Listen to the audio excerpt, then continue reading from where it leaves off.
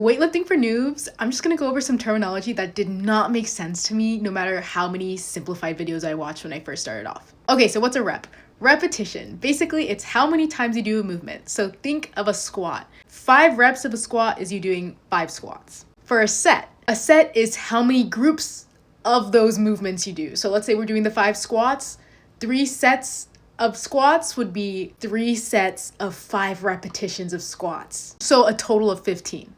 But in between those, you're taking your rests. For rests, people have their own definitions of what they do. I typically do like 2 to 3 minute rest in between, which when you first start off, at least for me, it was very awkward, like scrolling on my phone, figuring out what to do in between. But take the break, your muscles need it in order for you to do the next set. So you take rests in between your sets. So you'll do 5 squats, take a rest, 5 squats, rest, 5 squats, then take another rest before starting your next workout. Typically you'll do like 4 to 5 workouts in one session, but building your whole workouts, that's for a different video. We also have rep ranges. So there are different rep ranges. Here's a picture if you want an explanation.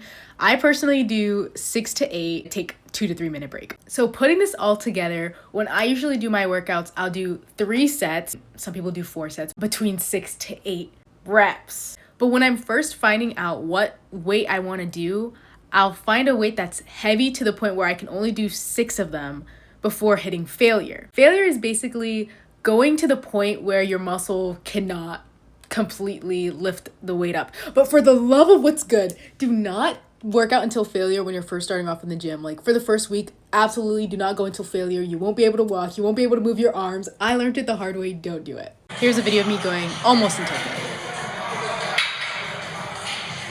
Like, you see the struggle. And when I say go until failure, I'll do my 6 reps, take my rest, 6 reps, take my rest. And then on the last one, ideally, by the time I do the 6, I'm struggling a lot, and that's me going until failure. Sometimes I'll have to go up to like 7. So it'll be like 6, 6, 7. But what I used to not understand is when people said go to failure, I thought that meant you have to be going 3 sets of going till failure. Like, no. Some people do that. It depends on you, but for me, I'll just do the first 2 sets that are pretty hard, but then the last one, it should be very difficult. Okay, so this ties into progressive overload, which basically is when you want to consistently be upping your weights. Basically just when your weights get too easy, you want to up them. Either you up the weight itself or you up the amount of reps that you do. So let's say I'm doing 15 pounds for a week. The next week, I might want to do 7 reps. Like I said, I do a rep range of 6 to 8. So once I get to 8 with the 15 pounds and I get to the point where I'm not really hitting failure as much with the 8 sets,